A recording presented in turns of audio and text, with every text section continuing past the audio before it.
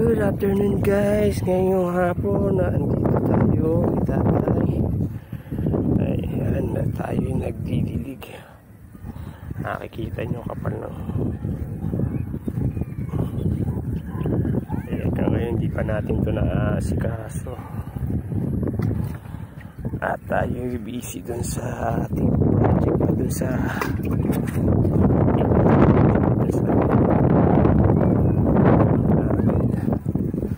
hindi natin na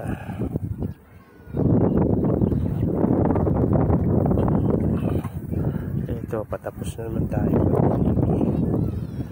So ayaw ko nakikita nyo ganda ng lago-lago ng bulaklak. Basa natin dilig kasi buti nga hindi nag-iinda kasi ang punta ko dito kay tatay tuwing makalawa ng hapon. So ang ginagawa natin dito yung dilig natin pinaglalawa natin yan para for 2 days. Kaya hindi ko pa rin makasikaso dahil wala tayong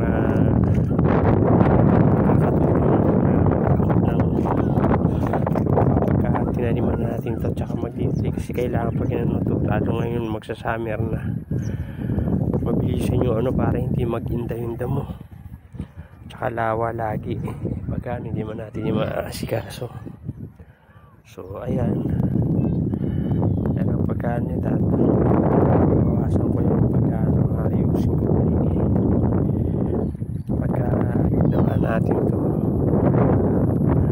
papabata natin kasi umaangat siya yung kawad-kawad. Buti nga nagamasan to nila nanay nung huli nagpunta sila. Ayan, ito yun guys. Kaya siya kawad-kawad. Para siya yung ginagawa sa barbed wire yung pagkatinik niya.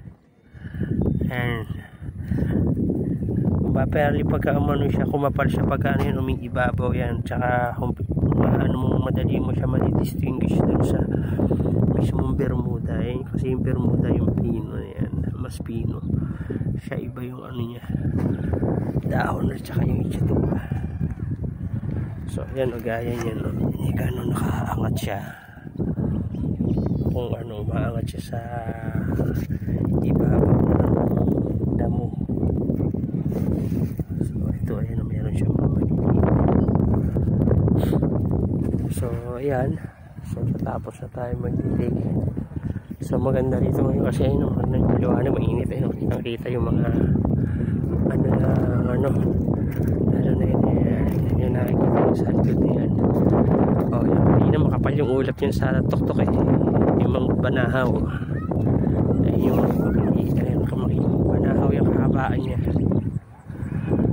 Tapos ito naman nasa kabila ito yung mga bundok na yan sa Rizal yan, bundok ng Rizal province na nasa ako.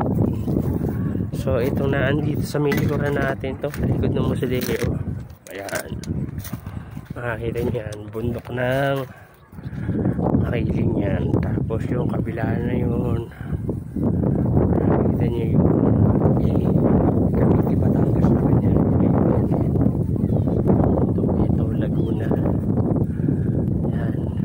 Tapos ito yung bundok ng Rizal.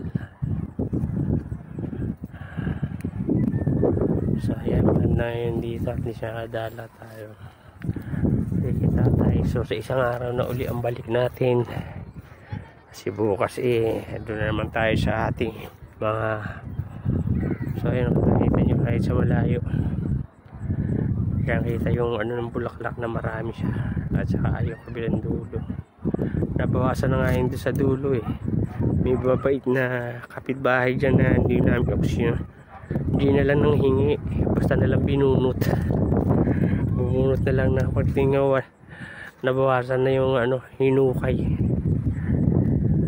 So pag papalibutan ko uli yan pagka nere-nere yan siguro to bago magbakasyon kasi wala na pasok yung pumangkong na ensayo meron na magiging alalay para matapos yan kasi ako lang mag-isa mga 2 days yan bago matapos, kasi hindi mo lang pwede na mag ano na masyadong mainit. Baka tayo ay sumpungin na naman natin asma. So ayan guys, so maya konti tayo ay medyo konti yung tao ngayon dumadalaw, tsaka yung mga nagdidilig. Gusto mag ano dito, pasensya yung mga may nag-aalaga ng ano, yung mga verde na yun, may mga nag-aalaga na maintenance. Pero mostly rito pag Sabado, Linggo, maraming tao sa hapon, mga gantong oras. So ayan na lang muna guys, yun lang muna mai-vlog natin ngayong araw na to. So maraming salamat, sana lagi nyo lang suportahan yung aking FB page, Kuya George Clowney, at saka yung YouTube channel ko, Joel Nahil.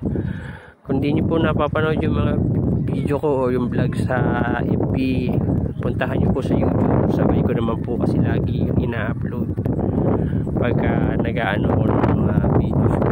Sabay ko sila yan sa aking YouTube channel at saka sa aking FB page. So yun po. So maraming salamat po guys. Thank you for watching. God bless po.